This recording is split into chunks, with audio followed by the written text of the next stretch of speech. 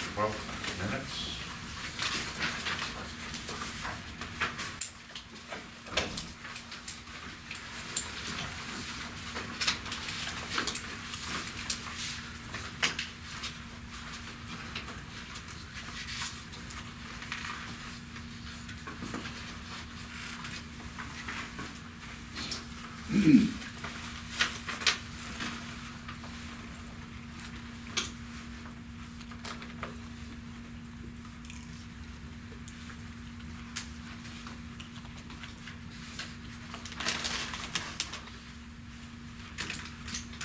Approve. 2-0. Okay. Human Resources. Questions on the annual HR report. Last time there were some questions on those PBs. You would bring the questions in and ask Alice to close that out. I do not have any questions. Do we have the PEs here? That was your report. Did you get one of these? This was in your last notebook. I can put it up there.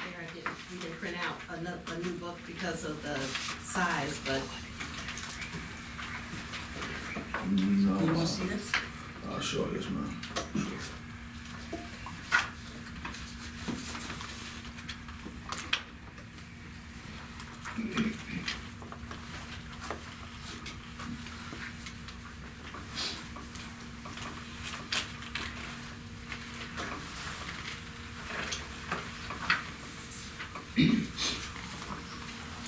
I remember at the last meeting, I did ask Mrs. Walton about the grievance policy. Have we updated that yet? No, the grievance policy was updated in 2017, I believe. Right, and I asked you, could we go on the internet and look up to see, to make it, where staff members could find grievances, because, I was told by several staff members that they could not, that grievances was hard to go online and find, also as well as that grievances was also, that they could not write, they could be print off, but they could not be done online. And with the new day and age of modern technology that we have, I agree that grievances should be able to type it in blank and fill in, and so that therefore there's also because there's a 10-day time turnaround, correct, on the grievances. I believe that's correct. And so therefore, it seemed like there was no checks and balances on the grievances. As some people were saying that they had possibly maybe a grievance on a staff member on a certain day, and that that sometimes they would not get a call back at a certain period of time, or they would be wondering. And so that's just so that we could, so that we so that there was a checks and balance system in there, so that it would be as simple as filling out applications as in working for the district or something else, and that's the process I think that I was asking about. So am I hearing you say you want the grievances online as in an applicant tracking system, so that grievances are filed, they're in a portal somewhere, and the person is notified via computer? That the grievance has been received. You said, because I think you said that normally when you get the grievances, that you get the grievances and you let them know that you have the grievances. Yes, we will. Right. The process is, once the grievance comes in, the employee is notified that we've received the grievance, and someone calls them to let them know that either Reggie or Dale will be in touch with them to set up a hearing. That's the standard practice when we get a grievance. Right. Now, there are steps in a grievance. The policy says it goes first to the immediate administrator, and if that employee feels that it needs to go above that administrator, that's when it comes to us. So employees are notified whenever we receive a grievance. They're notified personally. Well, I've had a couple of employees that have contacted me that told me that they felt that they did grievances, and that the grievances were not trackable, and that also that they could not go in there and they could not. Actually, you can go back and look it up on the email, but there was nothing where it could be tracked to when they put the grievances, and I said, well, maybe, you know, my thing was, I said, well, maybe that there's a reason why, maybe that's a private matter, they don't want no one to be able to get it, and, We're not gonna put it online anywhere, but we will contact that employee. And we meet personally with that employee. So if you would tell me who these employees are, I would be happy to go back and research to see how they got lost.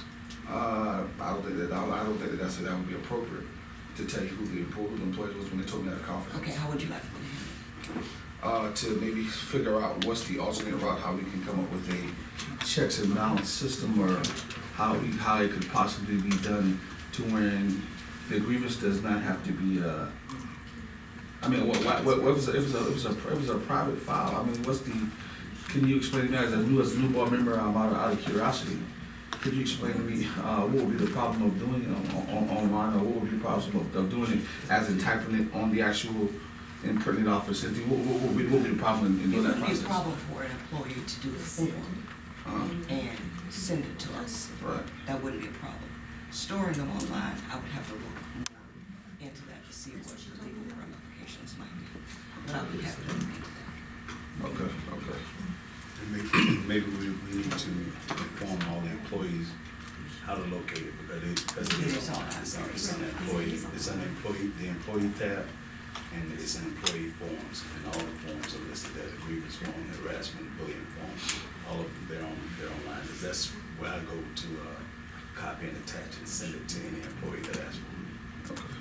So it is online, I can get a chance, I can show you. Okay.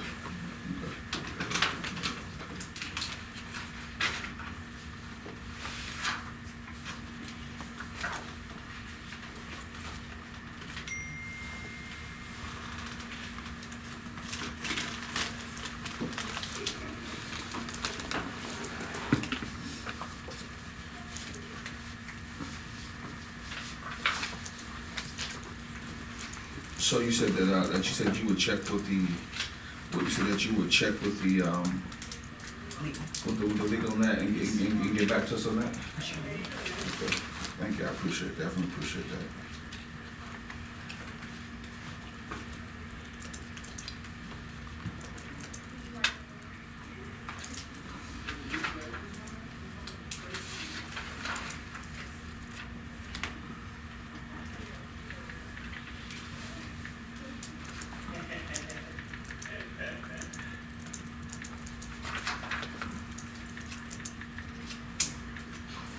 Also, as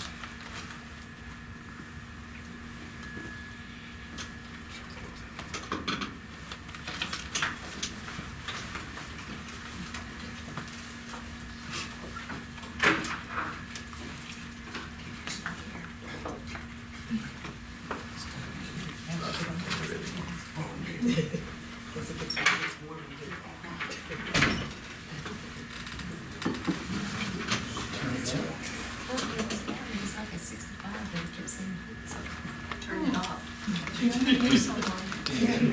I know people would fall.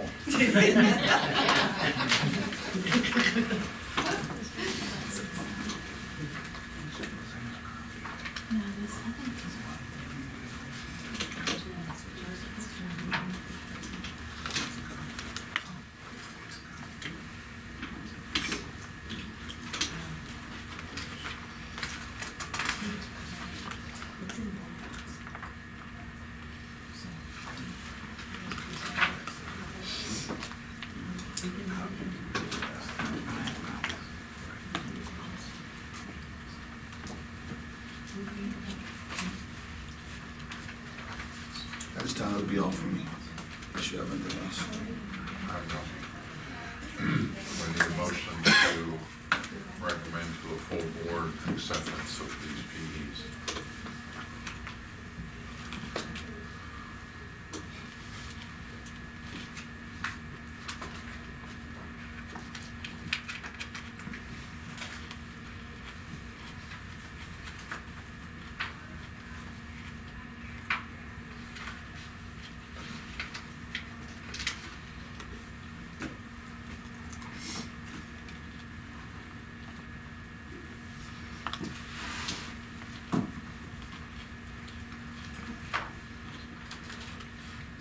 recommend that we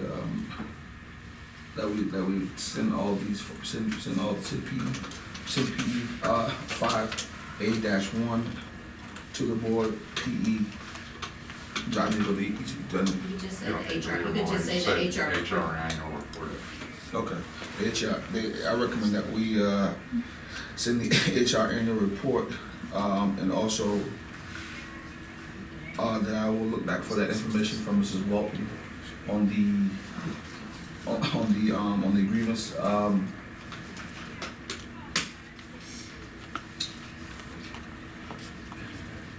If it gets too cold. on the grievance process, I was gonna say, I did turn the air conditioning on, so.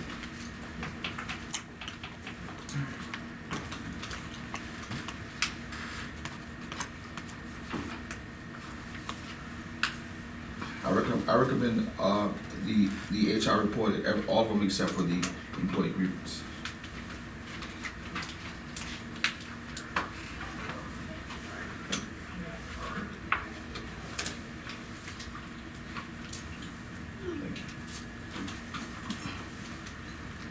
Everything but PE 5.B.4. The employee grievance just now. Yes. Yes, ma'am.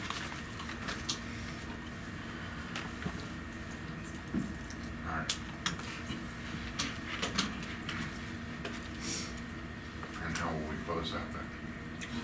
I would, she will, when she brings back the information, then, and it's a clear, and then I clearly understand how it works, then, I would recommend that one as well. So just for clarity, Yes, ma'am. you want me to bring the AR that deals with grievances, Yes, ma'am. and you want to see the grievance form, and you want to know if the grievance can be done online only.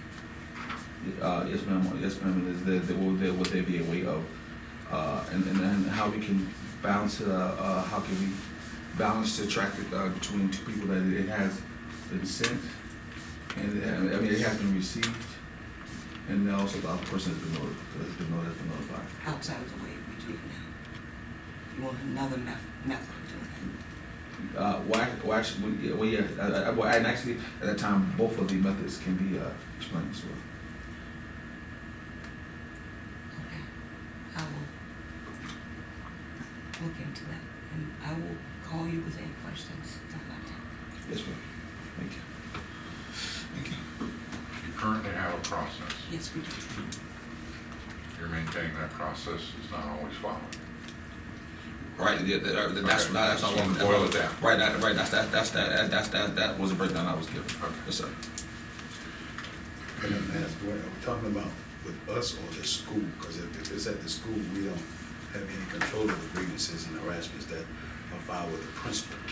We deal with them, how we deal with them here. I don't get into that, any grievances and harassments that come from one employee to another that goes to the principal. We don't get those.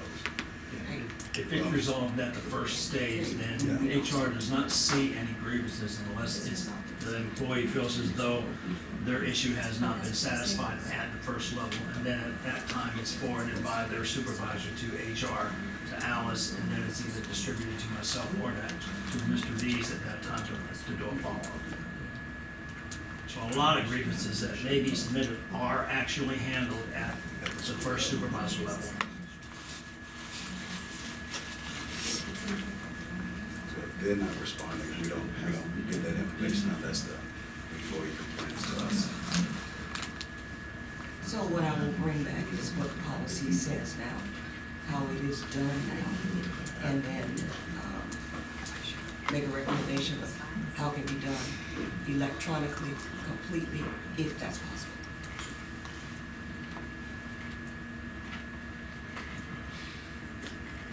Does seem like there's a crack that things could fall through tracking if principals don't. I mean, each principal has their own list Yes. of grievances, and we don't know about it here. Yes. And we don't know because we have stages, levels. Seems like you should be the overseer of all, but that's your call. I mean, it just seems like we should have one comprehensive place where you go and you see them all. so you can walk. Because that could be a fault, or somebody might be telling Will, hey, I never got a call back. You all say, no, we call everybody back, but it's actually the principal. I agree with you, David. I don't see how we cannot have an overall purview of what's happening. Because, I mean, what if we want to record how many grievances were filed against particular individuals or administrators, etc. Because that is important. It gives us an idea of the climate of that school, additional to what we officially see. But if the grievances are filed and you getting the numbers and you getting the information, you got a better picture then of what's really going on there. And besides, it gives the employee who's filing that grievance from the bottom level some form of confidence that it's getting oversight. I don't see, I think we absolutely have to put something like that in place. Well, we'll bring back some options. So that turned out to be a productive conversation. Thank Budget you options, for your willingness to do that, Ms. Walker. I appreciate that. budget options out. Yes, budget options. I had some copies I gave out to all of you, but when we talked about budget options earlier this year, Mr. Triblinger, one of the things that you mentioned was if you're going to set forth expectations for the superintendent, then the board is going to support him in that. And with us being responsible for recruiting and retention, as we brought this report to you, we're going to make some suggestions. And actually what we have here is a list of options. So you can tell us which one of these you would like for us to do more work on, which ones, or all of them. So what we're going to do is run through it briefly to explain to you the rationale as to why we have this in front of you. And then you also have, and I think Richard asked at the last meeting, and Mr. Campbell also, about comparatives. The district, our district compared to other districts, and where we fall in retention rate, where we fall in salary. So you have that information in front of you as we talk through this.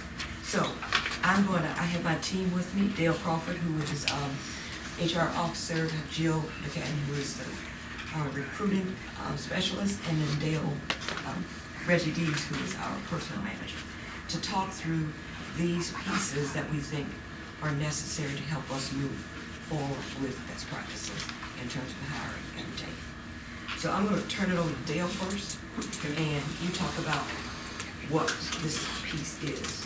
Okay, we, as a team, we sat around, we thought about, what can we do to try to improve some of our retention of our teachers. And we looked at one of the issues was looking at our current salary schedule. If you all remember back in, if you're on the board going 2011 and 2012 school year, step increase was not approved for teachers. So what we did, we adjusted the salary schedule so that steps 0 and steps 1 were the same annual salary amounts. And we believe that hopefully by changing that and making the adjustment to that salary schedule and amending it so that 0 and 1 are no longer the same salary amounts, but they're getting credit for that additional year of experience. That would mean giving the teachers a 2-step increase. And I believe we talked with Tanya Crosby, that 1 step is approximately $1.8 million for a step increase. So if we amended the current salary schedule, leaving it at 24 steps, it would cost approximately $3.6 million in order to make that whole again and fix the salary schedule as the way it currently stands. Another option, option 2, was we looked at the salary schedule and thought about extending it from 24 years as well down to 28 years, which will give them an additional 4 years of increases before they retire, because currently it's at 24 years. And the teachers who have more than that, they're still getting paid on 24 years, which means they're not getting any more contributions or higher contributions, and when they retire, they're going to look at their salary. So if it's still at 24, by moving them to 28, is probably gonna give them a better retirement payback at the end when they finally do retire as well. And that would be approximately $3.5 million. And I also included, when I came up with the figures, I already included the step increase for next year in this amount as well. Another option we looked at was, instead of leaving the salary schedule the way it is, and I believe if you look at, I've included a couple of salary schedules in your packet as well. There's one in there that fixes the salary schedule and extends it from 24 years to 28 years of experience as well. And based on those figures, that would cost about just a little over $5.8 million for that to occur. Another option that we also looked at was increasing the locality supplement from $5,000 to $7,000. And that would carry a price tag of about just a little over $5 million to make that adjustment for approximately 1,994 teachers as well. And then the last option is totally revising the current salary schedule. Maybe changing the base starting salary from 36 where it currently is to 40, 42, 45, 47, or whatever the board deems appropriate in order to try to retain our certified staff. And I did not run a calculation on that because it really depends on what we're going to look at. Whether it's going to we would look at a $40,000 starting, because once we change the starting, it's going to trickle all the way down to PhD with 28 years of experience. So. And I included in your packet, just for information, our comparative districts. So you can look at beginning teacher salary for those districts. And I have them listed from the highest to the least, and you can see where Beaufort falls in that. So that's your first, it's your beginning teacher salary and your step 1 and step 2. Right now, our step 1 and step 2 are the same. If you look at Aiken, their step 1, step 2, and step 3 are the same, and their increases happen in step 4. And what that does is it keeps teachers on board until they pass their evaluations. Actually, they're 3 induction years. So the incentive is to make it through those first 3 years, and then they start moving up the salary schedule. So my question would be, we're targeting something. How many teachers do we lose in the lower steps? How many do we lose there? How many do we lose at the upper end? I know it would be nice to extend it to 28, but are we losing teachers in that range? I know we're losing them in the front end. We're losing the front end. We're top heavy Right. loss. So that would be the question I would ask if you brought this forward. I'd say, okay, that seems nice, but it doesn't seem like it has a target. But, and you're right, but then we have to look at the flip side of it. For those teachers who dedicated their years of experience to Beaufort. And we focus on keeping the younger teachers here and telling the older teachers, well, it's nice you've been with us for 20 years, you're not going anywhere, so we're not going to fix you. So that's something we would have to deal with if we did it that way. But we'll look at it both ways. Right. I'm just looking at it from a business perspective. Yeah, right. You don't have a problem there, No. so why would you throw money at it? Okay. Well, Also, one of my questions too is in reference to basically after 28 they tap out where there's no lateral move. No. They tap out at 24. The state, they tap out at 20. You know, you retire after 28 years, but our salary, they tap out on our salary schedule at 24 years.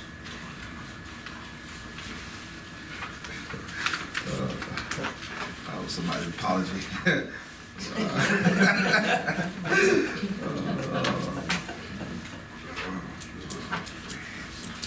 I think the retirement system is based on your last 4 years of service, last It's 3 years. Three hires. Three Three hires. It's not highest the salary. last, it's your three Your highest, highest no salary matter. amount you That's right. received on your entire career. Right. Right. So after 24 years of Buford, that caps your retirement.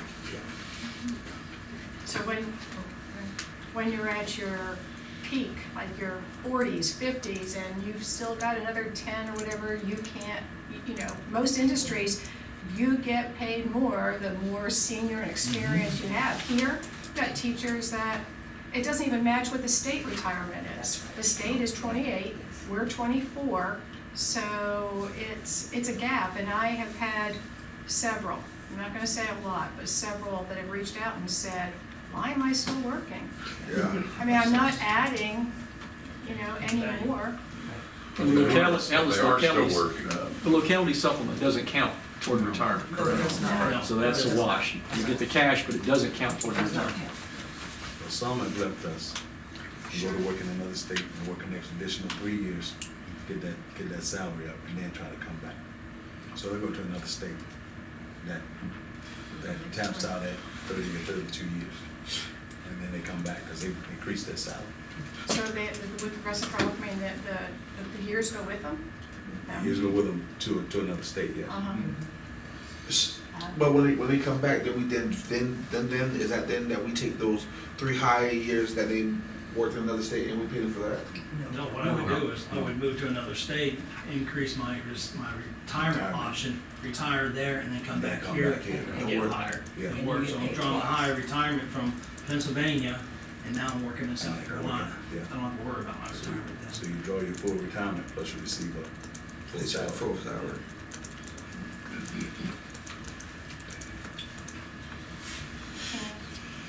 If we look on this one schedule here where it talks about teacher turnover, and it's the first column is 17, 18, and then it goes backwards. Yes.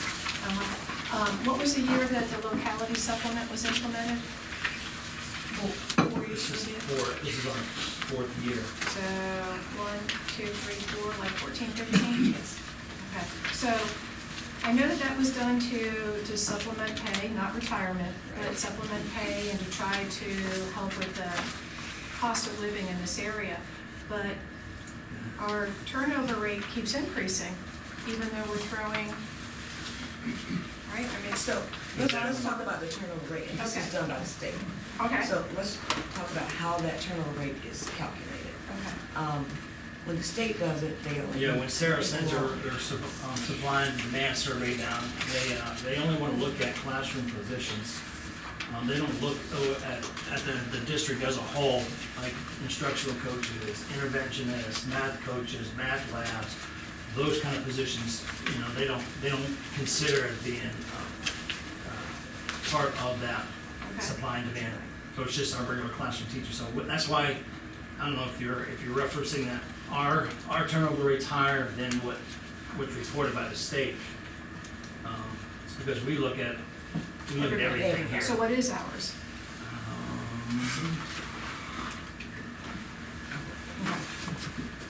Yeah, but you're right, that, I mean, so just to David's point about, I mean, I loved that locality supplement, and everybody Yeah. does, no doubt. I mean, it was so wonderful to get that, and it was very helpful.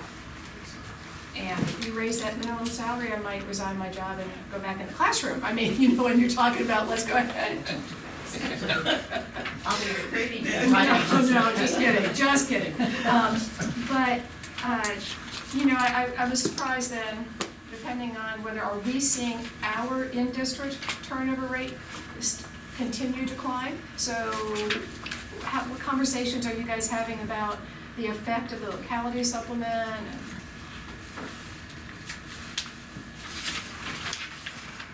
I think it's great, I don't think it's. Keeping teachers? We're still hiring 300 to 350 teachers every year, and we have in the last 3 to 4 years. If I can jump in, it's probably one of the most powerful recruiting tools that we Is it? have. We have our wonderful school district, we have our mentors, the 2-year induction program, and then the cost of living supplement. So the cost of living supplement is one of you'll go to the last minute, we give you $5,000? I don't see it at the last minute. If I find somebody that's teetering on, that I can see them talking to Charleston, I can see them talking to us, I have eyes in the back of my head, I'm aware of what's going on in the world, I will say this is something for you to be aware of. But I also am very careful to say this is something that's voted on every year, so I can't guarantee it. And then for folks that work, say that live in Bluffton, that might want to drive to, say, St. Helena or Whale Branch, I say you can look at this as a cost of transportation supplement. Look at it the way you want to, it's extra money coming into your pocket. Yeah, no, I think it's a very It important. grabs a lot of people. Yeah, I think it's very important. I just thought it was maybe a little bit of the answers to decreasing turnover, but maybe it's not. So did you find it for those? Well, I think the locality is good, but it doesn't sustain it from month to month to month. Right. As a more of a robust salary schedule, that they're getting in their paycheck every single payday.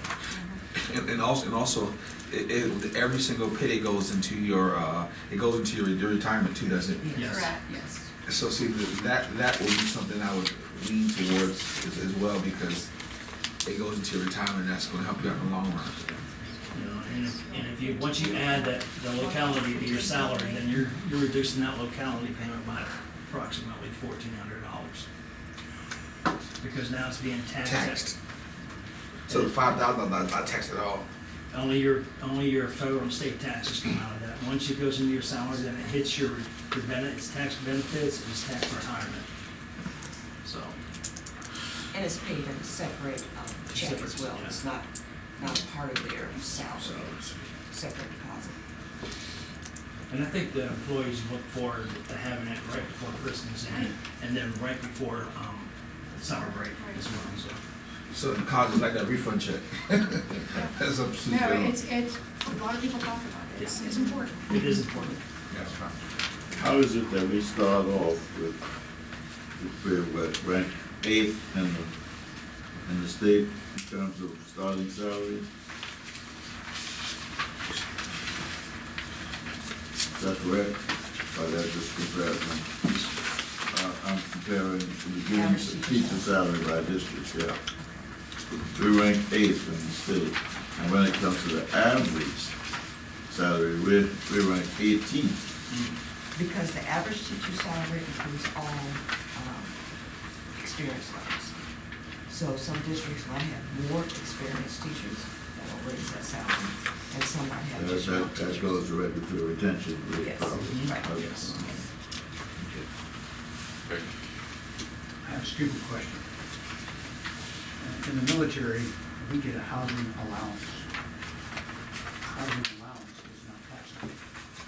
Is it possible, instead of getting a $5,000 Locality supplement. locality supplement, that we could Do a code whole that one? as a housing allowance, therefore not being taxed? So actually, what you're doing is you're giving them even more than $5,000. You're giving them $5,000.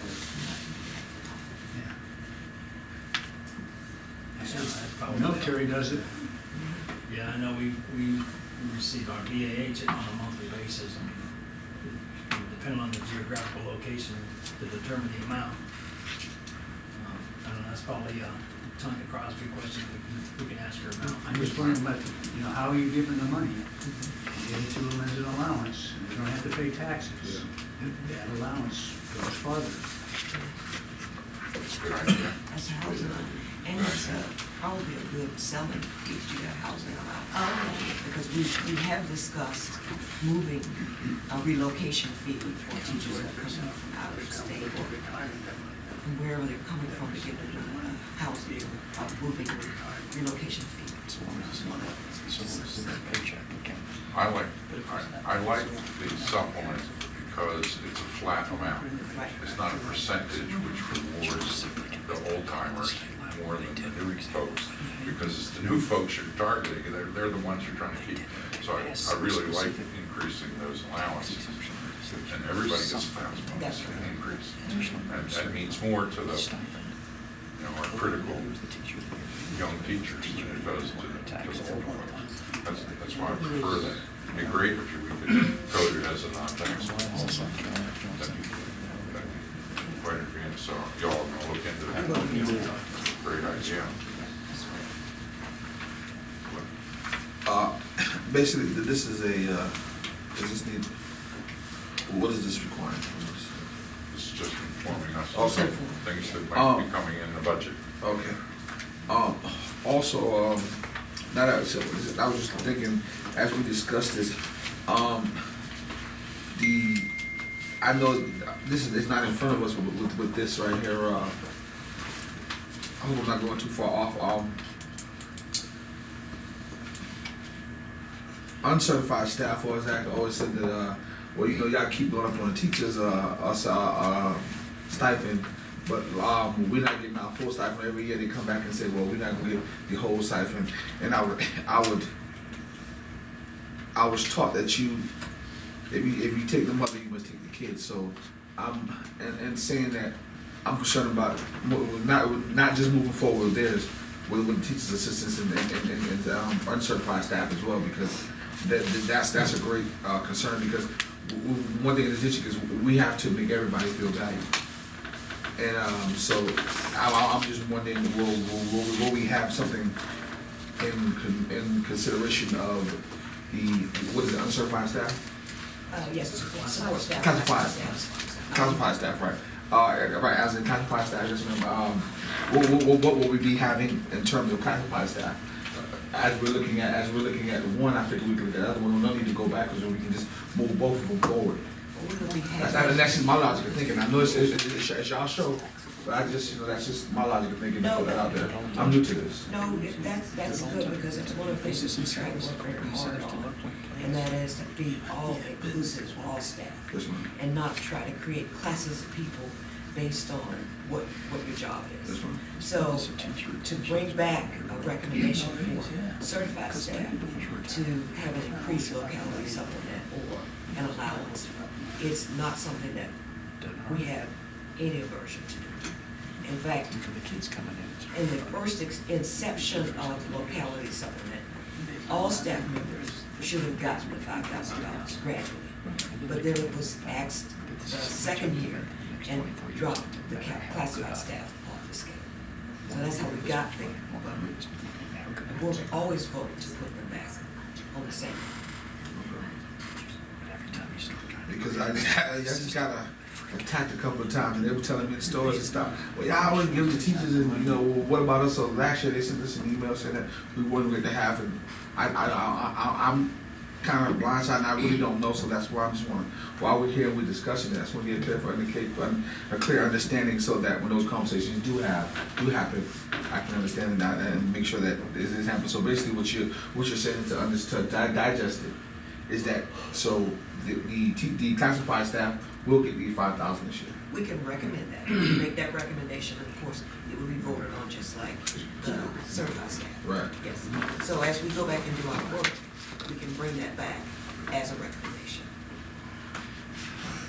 I think Chris was not. Oh, was that? So this suggested revised cost from the locality supplement for certified staff up to $7,000. Isn't it already tiered? Don't administrators get a different amount on the locality supplement than teachers do? 1,500. So does that include this $1,794? Does that include just teachers, or is Yes, that ma'am, just teachers. just teachers? Certified staff. Certified staff. What about certified administrators? No.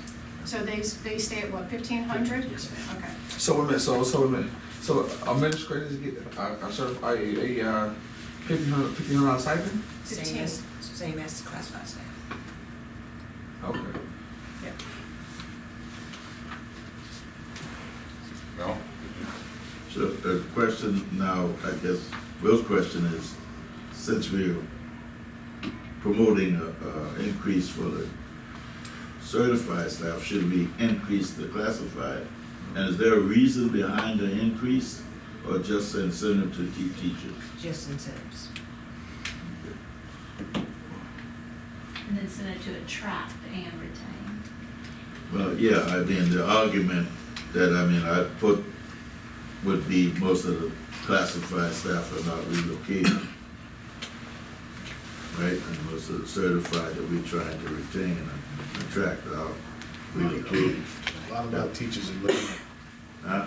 at neighboring counties to see how much money they're paying, at what level, and they'll leave us Yeah, for they'll an vote, extra of course. $5,000-$10,000 to go Yeah, of to course. Charleston, go to Savannah, go to Atlanta. Number of reasons why other than the cash, but yeah. I mean, Charleston is a little bit more attractive to teachers, particularly if they're young If they and don't. single. You're right. Yeah, yeah. Yeah, okay. I just wanted to make a connection between what was going on. Okay. And also to that point, you know, we need to retain our teachers assistants too, because, you know, we have some teachers assistants who work in this area like SPED, for instance, who understand these kids and work great with these kids, and we're losing them to Walmart and other people. So therefore, the same way we must, once again, that extra value that we putting towards teachers, we must put those towards teachers assistants too, because, you know, I see, and I've had parents who have IEPs, you know, so teachers not there no more, and, you know, they're working at so and so. I said, well, you know, there's nothing I can do about it. I mean, Well, Mr. Smith, you know, the board started last year with looking at the classified staff because you approved $800,000 to go to raise their salary, and it pushed everybody up. You know, we raised bus drivers, we raised data clerks, we raised paraprofessionals, Counselors, Counselors. nurses, the nurses, To a different social salary workers. schedule. Data Yeah, so specialist. we have Maybe some increased, shot. yeah, for certain positions, we have done. I mean, and that's true, but in those areas, realistically, this year, I really catch up from my understanding.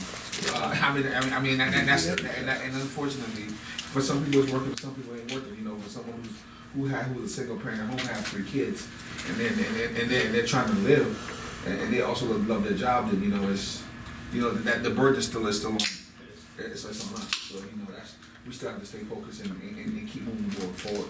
So, you know, and when you look at it in the fairness of it, when those people come to us and say, well, you know, you're paying someone $5,000 versus giving me $1,500. And at first, also when they were first cut, I believe they were told they were gonna get paid $2,500, right? First. I thought that they were told when the stipend first was $5,000 for I was told it was $5,000 for teachers and $2,500 for assistants, and then it was cut to $1,500. No, I think it was 1,000 for everyone, and the next year, everyone would get 2,000, Yes. including classified staff. Okay. So they were scheduled to be on the same scale as teachers, and then it was cut. Okay. Yes. Okay, so I'm glad to see they're playing some tricks too. What's the thought on merit America. additional? Yeah, I mean, you don't get it unless you got some type of satisfactory or temporary evaluation. I mean, because I'm not interested in keeping people who are not satisfactory anyway. Yeah, that's subjective as well. That's subjective? Because- Yeah, it is, because the way I may evaluate somebody may be totally different from the way Mr. Scrivener evaluates somebody, or I may like somebody better than I like that. No, I mean, There- yeah, that's, yeah. Yeah, that's the problem with America, because they, I mean, that would be, that would be technically what we're looking for then in terms of flaws in our system. Because that evaluation is what we read in terms of who we keep and how we qualify teachers. That evaluation, you can't call it. well, and currently the That policy, if- the policy states that if you do not get a passing evaluation, you don't get a step increase anyhow. So in order for you to go from That's step 5 classified. to, yes, you have to have a passed evaluation in order to get a step increase. Okay? The answer to subjectivity is having measurable That's right. goals. Just to reinforce what Dale said from my 2 decades at the State Department, this came up often, the idea that if you're going to join the teaching profession, it's not very attractive for you to look ahead 20 years in your career, and you're going to know exactly how much money you're going to make in 7 years, regardless of how good you are. But when the discussion began about merit pay, and it happened every 3 or 4 years in the General Assembly, ultimately it would come down to what Dale was talking about, subjectivity. And there was the concern was about the metrics themselves. Yeah. How do you establish the metrics? How do you take subjectivity out? And then the whole thing of test scores came in. How much your test score is going to play into it? And are you going to base my pay entirely on how my kids do on one day out of the 180 days I teach? It's a really complex discussion. And over 20 years I was there, they never really arrived. The closest thing they came, Alice, was to National Board Certified, which is not really the same thing. It's not the same, because that's a certification Yeah. you work through. It's the same thing. Yeah, it's very hard for someone in Columbia to to come up with the metrics to tell you how your employee is doing and whether they're good or bad. That's really hard to do. Yes. Yeah, DHEC has a merit system. But when the supervisor rates somebody high, up in Columbia, they question you.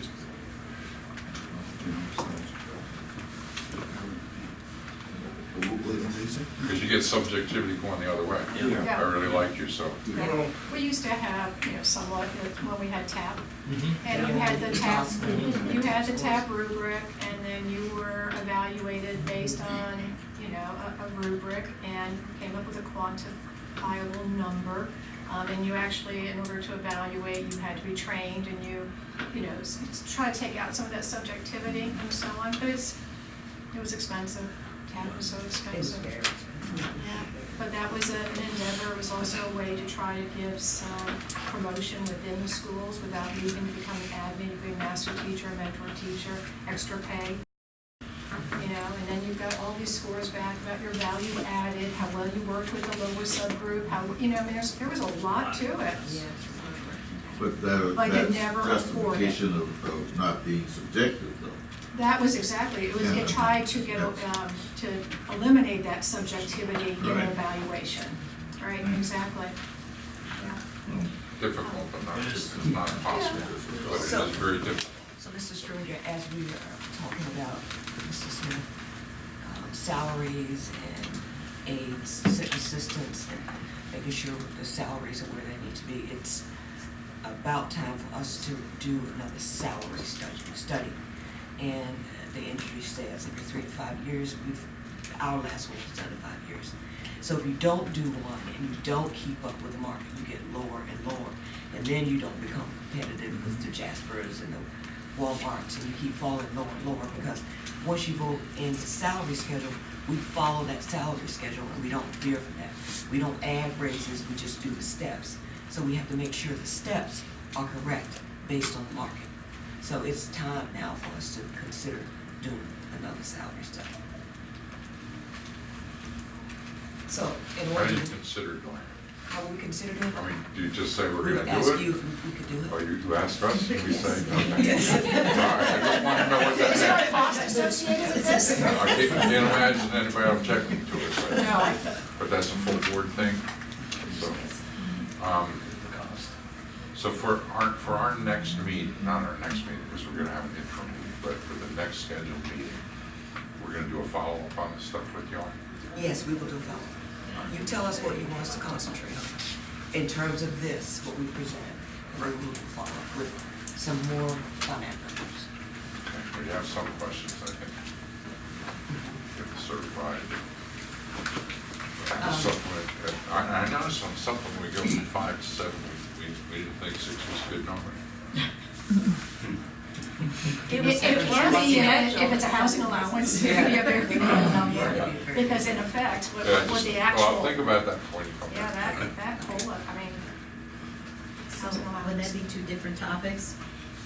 You have the Human Resources Initiative as a follow-up, and then the salary study, will that be 2 different future topics? Yeah, I probably think. Okay. I'd want to get that salary study in front of the board pretty quickly. Yeah. I don't know how long they take, but ideally it would be done before we do the budget. That's correct. Yes. It was a year and a half. How much does it cost? The last one we paid $40,000 for. I'm thinking. That's what I'm thinking. So we would have So to, how long? about a year and a half to implement. Takes them that long? Oh, for them to No, get your the study, results? not the study. Just the You're talking study. about once you got the report out. Oh, well, I'm assuming that you once we did the study, we're gonna implement it. That's true, I Yeah, the just study wonder, didn't take that how long would it take to do this? How long would it take to do the study?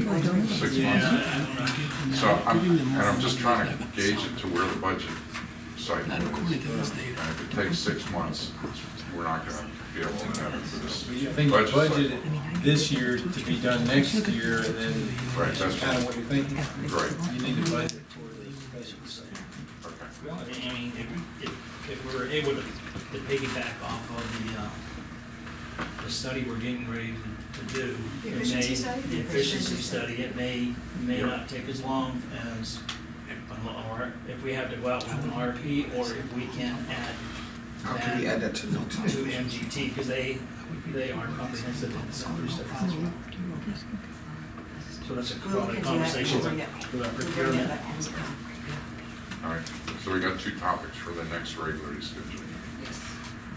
Mrs. Scrivener, do you want us to go through the recruiting piece and then the teacher exchange, when we want to go through that as well? Yes, ma'am. All right, You Jill. prepared it?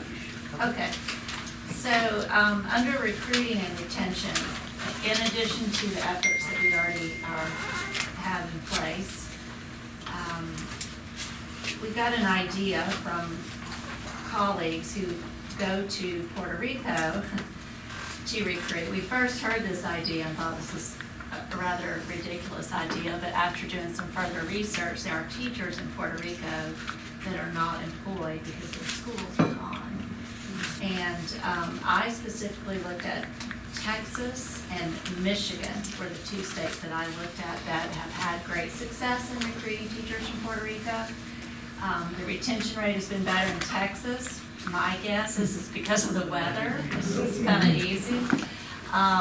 But the cost to send a team of 4 recruiters, and we were thinking someone who has expertise in high school, particularly high school math, science, somebody who has expertise in special ed, the areas that we really need. So the cost to send a team of 4 would be approximately $6,500. And we would be recruiting right at these 2 universities. That's the first point I wanted to bring forward. And the second would be to bolster our retention efforts with a measurement tool that is called Upbeat. As you can read, it's a survey instrument that captures data regarding to the climate and the culture of every building. So we can sit here as an HR team and tell you that we have a good handle on the climate and culture of every building, and we do. But we don't have any hard, fast data that we can present and say, this is what the teachers are saying. So, Greenville, South Carolina has used Upbeat, and they have some great testimonials online. We have been looking at Upbeat for a couple of years. We were hoping to use it last year, and we applied for a grant through Sarah to implement Upbeat, and that grant was declined. They said they were coming up with their own instrument, which hasn't happened yet. So, there's school surveys, and the teachers answer those surveys, and those surveys go to the principals, so you can understand that maybe we're not capturing the real picture. So with Upbeat, it's an outside company that they gather the results, and they sit with ISD or HR and the principals and review the results. And this would be baseline data. To your point, Mr. Smith, we're also looking at including classified staff in the survey, not just teachers. The building climate is very important, and that includes nurses, bus drivers, includes everyone. And then they also have an exit survey that Greenville County has spoken very highly of, that they'll hold for a year at $7,750. So Dale was talking about millions. My report is just thousands. 6,500. Chop it right down. Millions. So these are two ideas that we've had in the area of recruiting and retention, that we wanted to bring forward.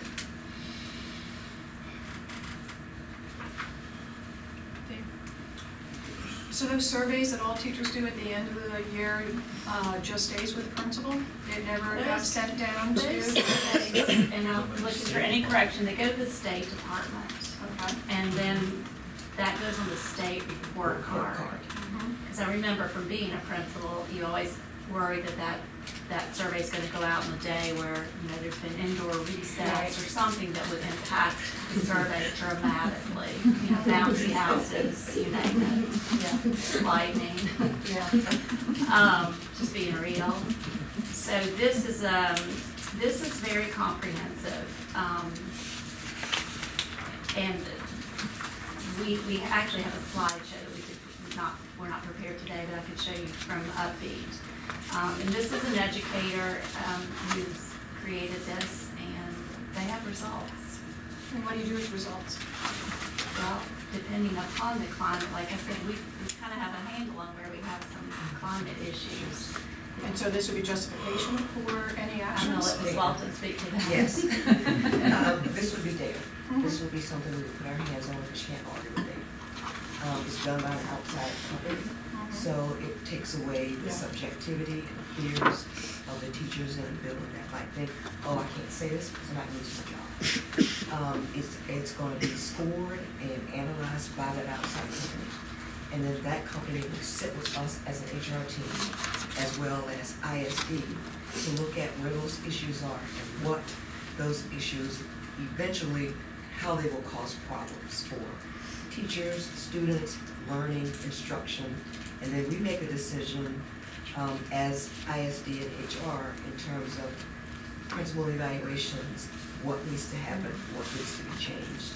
And it's all based on data that will be tied back to the principal's evaluation, which comes from the State Department and all of those indicators that are there. And all those surveys, the anonymity is so questioned. Teachers It is. don't believe it when you say it. there's no way. You take it on a teacher computer, you have a login that's given to you by whomever. Teachers don't believe that it's truly anonymous. So you're saying this would be truly anonymous? Yes. It truly is. I mean, we even asked a question, like if somebody in the middle of the survey said, I'm gonna harm myself, can we figure out who this is? And the answer is no. I mean, that was a really random question that I had, but it was a question like, just prove it to me, that we don't know who it is. And one of the things that Mr. Stringer has always mentioned, and that has been the exit surveys. Do we get data from those surveys that we can actually use? And we don't, because teachers don't want to do them. These exit surveys are done by outsiders. We have no control over them. So that would give us a truer picture with more accurate data as to what's actually out there and giving us some issues internally. Yeah, that's a huge impediment. If there's any doubt that, as everybody knows, each profession, there's a circle. That's The right. information flows informally through that circle. That's right. So it's very reluctant. There's one other thing that came up in our SIC meeting Okay. that I may want to chart up for us, and that is going to 195 days as opposed to 190. Okay. That's So like that would be that's a 2.5. for teachers? Yeah, for teachers. It came from teachers, so Okay. that's like a 2.5% pay raise right there. Oh. If you're paying the extra 5 days, and it gives more flexibility on scheduling and professional development. And it seemed like a really obvious thing. I was like, gosh, that's so obvious. We should actually look into that. So could you chart that up? Yes, yes, we're doing that. How it would work? And also how much it would cost us as a district. Oh, yeah, exactly. Yeah. That's what I mean. Okay. We need to know how much it would cost. Because all these are budget discussions. Right. Well, I see your reaction, and I'm gonna throw you a question from Rose. What happened to 1, 2, 3, 4, 4? Just gonna jump to 5, or? Because it's a week, 5 days. You can do 1, 2, you can do 3, I mean, y'all can work that out. It was just, people think in terms of a week. So they, said, hey, how about 195, I suppose. Also what it does to the calendar. Or- What Yep. it does to the calendar in terms of those days, whether they first semester or second semester, Yeah, a whole there's discussion a about. whole lot of impacts that we couldn't answer, but it just seemed like a good idea, so it seems like it's worth pursuing. Right, and it was just for teachers, for professional development and, Not the support staff. We were just talking, that would be you guys, in this, at the SIC meeting, they just brought up and talked about professional development that was dedicated and protected and, Planning time, we give them time for planning time. has that ever been considered? Protected time. Is that a state thing, the 190, is that a state, or is that a district? State gives us baseline, so we could, the 190 is the baseline for the state, we could raise it. We can't go more. Yeah. So it was just the idea of building teacher capacity, building leadership capacity, having dedicated, so it's just ideas, yeah, so where we get. 15%. What did you say? 2.5. 2.5%. 5 days on 190, it's like 2.5% is 2.5%. we stretch and pull and Right. so 2% come in. We have 1,700 teachers. Right. Yeah, the money didn't seem to have any impact whatsoever on the people who were talking to us. It was the days they were focused on. And I said, that's a 2.5% pay raise. Yeah. But Well, they then need you time. offered the wrong thing. They really were focused. Suggest reducing their pay. That's how it goes. Yeah. I'm sure when they got home, the 2.5% got calculated. But the point was they needed the time for protected planning and for professional I development. understand that. And then So- some of it germinated because of the fact that, you gotta get a sub sometime, as a principal, what are you gonna do? Get 4 subs in the building, so that I can have my 4 ELA teachers planning together. Because, and so these 5 extra days, the conversation was that you didn't have to worry about coverage for children, because this would be outside of that time, so it was just a thought, and it's worth it. And one of the superintendent's goals, measurable goals for his evaluation, is reducing this number of subs, short-term subs. Yeah, So it lines up with goals and everything. yeah. Speaking of that, are we back to having everyday subs in buildings? Are we still doing that? We still do. You have to, like you Oh, had. no, I don't have a problem with it. I meetings just on thought that someone coming told me that we don't do that anymore. Oh, you're talking about buildings? Yes, ma'am. We still do it. Okay. What we did cut down on this year was. Oh, no, yeah, I'm with it. I've experienced that, so I know personally that that's good because you have someone who knows the building, so. And what we call them is Permanent subs. Right. Yeah, that's still, they're still. Okay. Okay, great. Got a clear picture on, I think we have a clear picture of what you want us to do with the extra 5 days. Bring back the cost. we're all lined up on what we want for the next meeting. Yes. Whatever. Bill's Make sure everybody's got the same expectation, of what's gonna happen in the next meeting. Yes. Okay, great. Thank you, that was good. Anything else, Jim? Oh, yeah, but, in regards to the, Can I just also add to the 195 day, I would be interested to know, just, shoot some holes in it. If what about this, what has not been considered? It's not just as easy as this. We'll bring that back. I mean. As we start looking at numbers and schedules and how the requirements of teachers, then we'll bring all that back. Yeah, because the SIC gave us that. Yeah. We're obligated to follow up on it and Right. get back to them. So even if it's not a feasible thing, we need to reinforce the fact that we heard it, we looked at it. and also, David, in reference to recruitment, would it be hard for us to have a list and see where all you kind of go and recruit? That would not be hard at all. Right here, it's in the report as well. Yeah, the Okay. treasury reports, yes. Okay, right here? the report that you received earlier. A retention report. Okay. You This- received this- earlier? This one. Okay, It's so, here. okay, why need to go over? Yeah, all of the places that we recruit is listed, they're all listed Okay. here. One of the things that we get questions about all the time is, why don't we bring in more African-American teachers?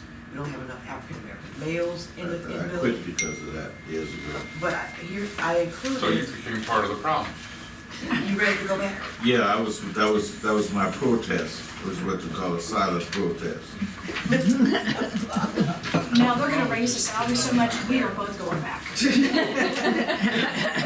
gonna raise the salaries, what am I saying?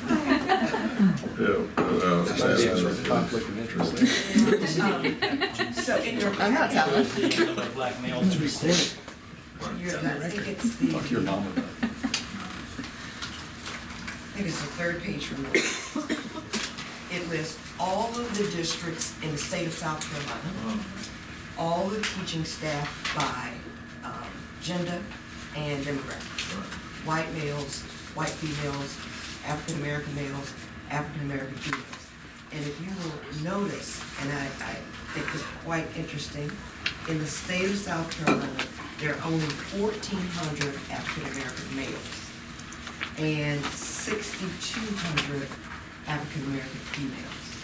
And if you look at it by district, comparatively to size, Beaufort has on staff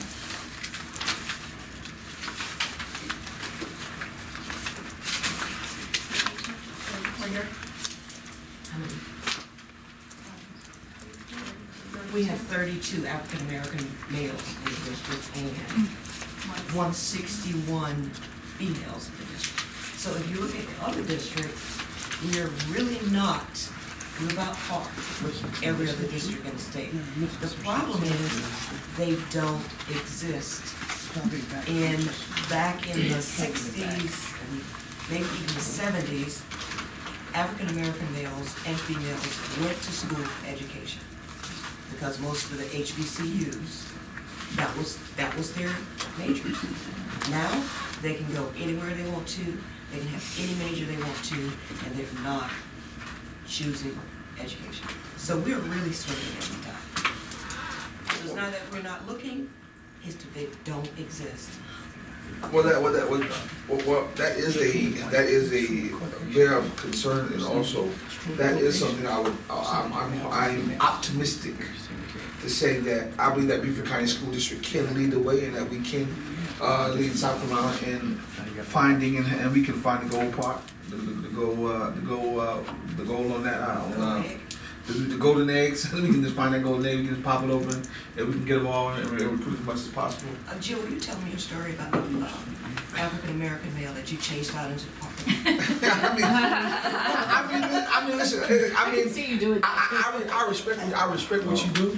I'm not going. I don't want to chisel away at it. I just want to say that is a great concern, and I hear it a lot. And I hear it a lot. And, you know, so that's just something that I just want to.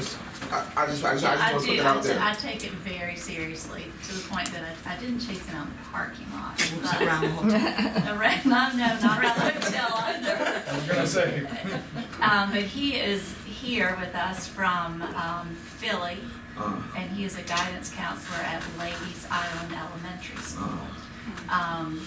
And honestly, I overheard him talking to the table next to me, which, you know, I gotta be listening in all directions.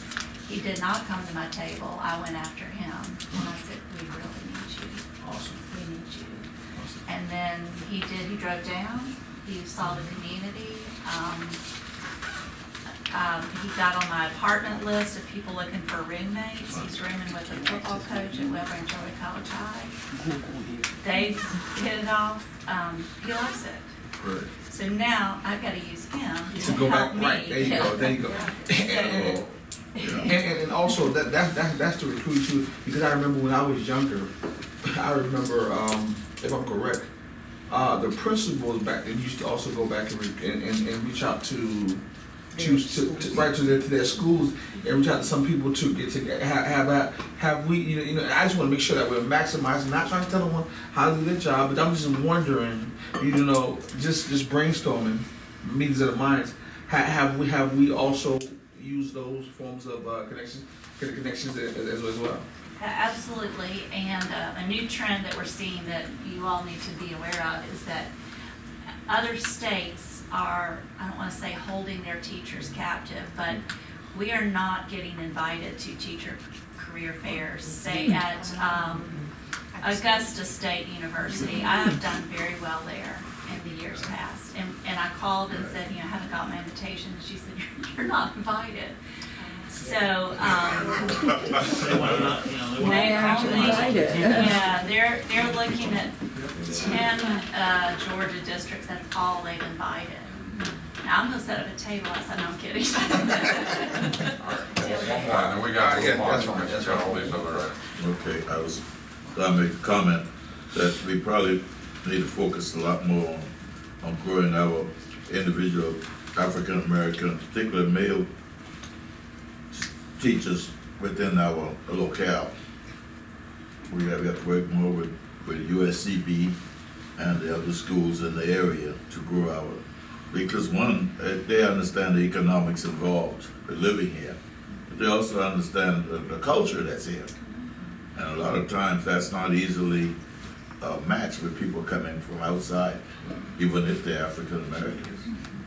So, I mean, then when you multiply that percentage-wise with white teachers coming in, you get a bigger scope of what the problem is here.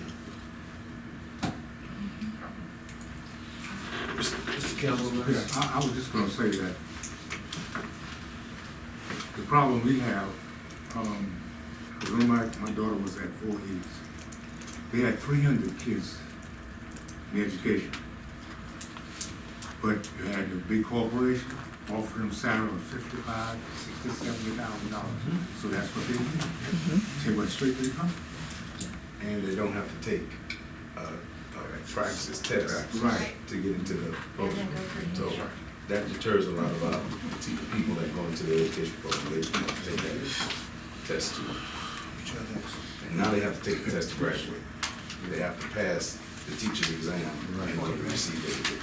Yeah, and that's all over, Earl, it's all professional. Really good. Okay. That was very productive, thank you all. A lot of follow-ups. Okay, communications? Yeah. Sir. I think everybody has the paperwork. I'd be happy to answer any questions you have. The only thing I would offer off the top is that we, 2 years ago, made a decision, the board is aware of this, to add an additional person. We restructured the Office of Communications to focus more on social media, and over the last 2 years, that has proved to be a good decision, because that continues to be our big growth area. We've added 3,000 more followers this year alone to our Facebook page. The first year of Ron Lopes' videos, I think, I have to go back and look at the number, I want to say it's 860K the first year, over 1 million last year. So social media, I think, has become a major platform. We are posting roughly 2 items, news items every day to our social media platforms. That's including weekends, so if you take that out, it's probably more like 3 a day. It's been a really good experience, and it goes back to that old maxim of, well, you can't rely on other people, no offense, Rachel, but you can't rely on other people to tell your story, you have to tell yourself. So I think we're doing a much better job of that, and the key to that has been getting our schools to tell us what's happening. More than anything else, that's been the improvement, because there are constantly great things going on in our schools, but if you don't know they're happening, you can't tell that story. And telling stories, narratives, individual people's stories is a lot more powerful than, if you have a statistical story, if you can tell it with people, then it brings it to life, as opposed to saying, well, here are these dry numbers. So, if anybody has any questions, I'd be happy to. So basically, you requesting another employee? No, that happened 2 years ago. Okay, so what are you requesting then? Nothing. Or did you just come in? 2 years ago, we made this change, and the data has showed that was a good change to make. Okay, so it's Not another. requesting. Okay. The end, And also just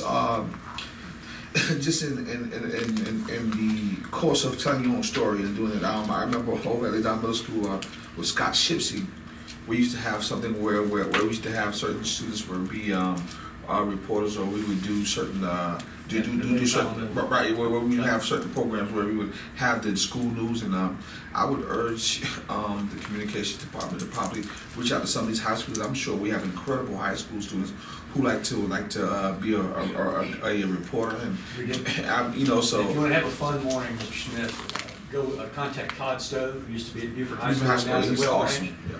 They've got a media department out there with full television news studio. They do TV news broadcasts every day. That's a really fun way to spend the morning with you. Right. So I mean, and I say that all that to make it quick to say this, that. I say that to say this. I think that would be a great use of if the district would use or would work with some of the high school students to also get some more of our stories out there and get more positive information out there to the community. Absolutely. That would be also as a board member, I would love to even talk to them and get that could also be a measuring tool to bring the board and the community together and bring some more positive images to the community. I just want to put that out there. Sure. Yeah. Okay, so this is a PE. Now I just want for the two-way communication is it's mentioned here. Yes. Thing. I know we put a lot of stuff out. We do. And one of the metrics we look at is, and I think it's addressed in your research, is the numbers of comments that we're starting to generate with what we come out. That's some of the two-way. And another is that I think Dr. Rodriguez is really interested in taking what we used to do with town hall meetings and jacking that up to another level, to an additional level, to perhaps have a row of town hall meetings based on specific topics. If there's something that the board's interested in or he's interested in, not to wait necessarily for the one that we're going to have in March, but to go ahead and say, we're going to do something about this. So that is something that he's mentioned. Okay, I just want to make sure we And also, both ways. and also for those town hall meetings, have y'all thought about maybe having a Facebook channel to where parents can respond who can't make it to actually those town halls, so that therefore you can have a dialogue. Maybe a parent can watch it if you're live and have that, put that question out there, because I've had parents that have asked me that question as well. Yeah, we've had thought about doing Facebook Live and those things. There's something, if Wendy's in here, we'd have to look at the legal aspects of that, and whether there's any potential there for liability, but I mean, I'm intrigued by the idea. I think it might get some merit. Okay, hold on. All right. Thanks. We need a motion to recommend that the board accept this PE 8.0. I recommend that the board accept this PE 8.0. 2.0. Actually, it's 2.0.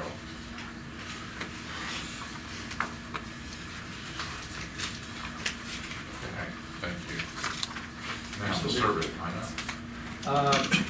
The next item is the discussion about start times and revisiting that, re-engaging. It's been a couple of years since we made that change. And the idea is to put out a survey.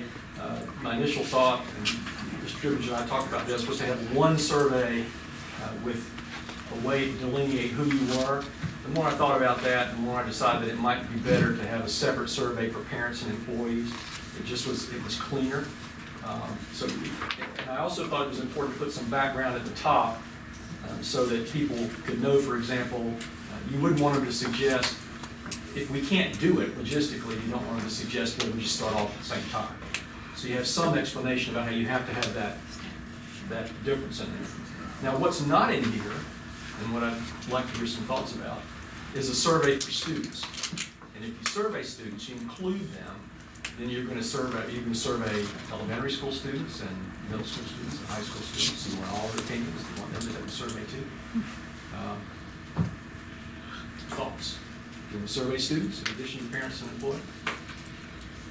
Yeah, I think that our students do. I would love to hear what their opinions is, and because they will be the ones who are actually engage in who we expect to come to school and start focus at that start time. So, all students? I don't see why not. I mean, I'm sure. Probably for elementary school students, some parent may help them craft their opinion, but I mean, I'm not sure. But maybe maybe fill yours out for you. Yeah, maybe middle and high school students. problem with surveys are that the people that respond to them willingly, are they deliriously happy, or the opposite part of the spectrum, those that are really upset. Trying to make a bell-shaped curve without having a mandatory do the survey. And the way I've seen surveys done to get that is, if your Social Security number ends with 5, you will do the survey, period. And so if you're gonna do it in high school, you have to have some way, if you ask for all of them to fill out a survey form, you will get both ends of the spectrum. You will get very little in the middle. So you will have to find some way to have them all come in, have the principal pick people at random or whatever, it's gotta be random. And you bring them into a room, and you have, here's a survey form, you get a special deal, you feed them pizza and Cokes or something, so it's not a pejorative kind of thing, and you fill it out. So that's the same problem you have with telephonic surveys. Not scientific, that's for sure. They're not scientific. If you want to have a survey, you've got to make it a random, scientifically valid survey. Otherwise, you get skewed results, and that could be very dangerous. Yeah, we've done this over the first year after the change was made. The former superintendent did it in the student advisory meetings. And those are all high school students, and they all like sleeping an extra hour. I mean, it was pretty unanimous. Yeah. And that's what you're gonna get when you do those surveys too. You're gonna get the really. The people who really don't like it. Who want and care about the nation, like he says, they're gonna fill it out and try to slant it. And I'll tell you, in many cases, I mean, in my experiences, there was an area and the Lufton area, but I know that in many cases, the people who fill the surveys out not even gonna take the buses. Yeah. So the start time to them is definitely a convenience for their mode of transportation, their night hours, etc. So, and start time, the big thing about start time is what time you're getting on that bus. Yeah. And how you filter all that in, and that's our job, I'm sure, before you make that decision. Yeah, I don't know what the survey's gonna do. It can be a part, I guess, be a part of the rubric. I'm sure the conversation will cover all those it did last time, and the academic impacts and, but it came down to, when we looked at it, the one thing we discovered was it doesn't have to be district-wide. And it can be cluster. So if one cluster wants the elementary school to start late, and one cluster prefers it to be early, we can accommodate that, which is a huge step forward from making it. But you have. Because bus routes are closer to specific. Yeah, getting feedback is gonna be as difficult now as it was the last time. Some people said academically, they're better about, I went to a sleep study about, and then somebody has another research article and says the same thing, and we don't have any data to prove one way or the other. And the high school folks want to start later, and the elementary schools folks want to start later. And traffic and distances You don't are want so kids very- out, you don't want kids out in the dark waiting for the bus, you don't want the little kids out there, right? You don't want the high school kids missing their practice. So we went through all of that. Yeah, I mean, this time we have more options, you're saying.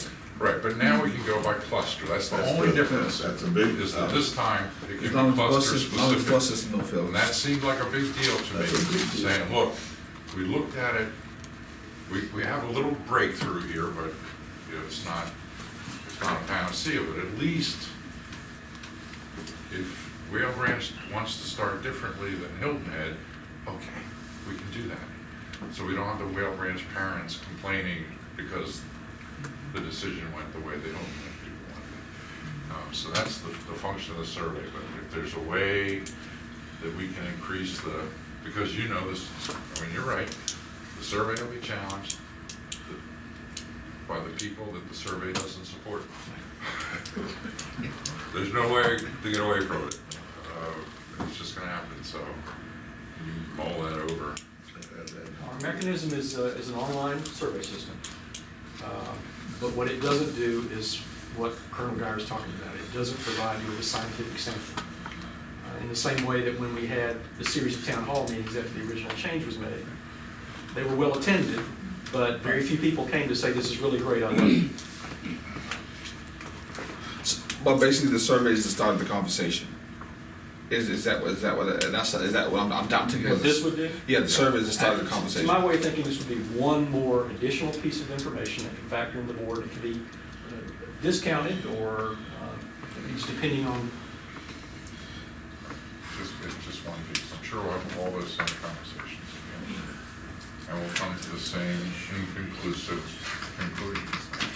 How much does the survey cost us? So we have to make a decision, and so we make a decision. We have a software system that lets us do it. Who's gonna collect the, Electronic. It's electronic. they're all electronic? Yes. Through the district, basically, it's through it will be through their software, is what you just said. You can take it on your phone. Survey monkey. Something like that. Yeah.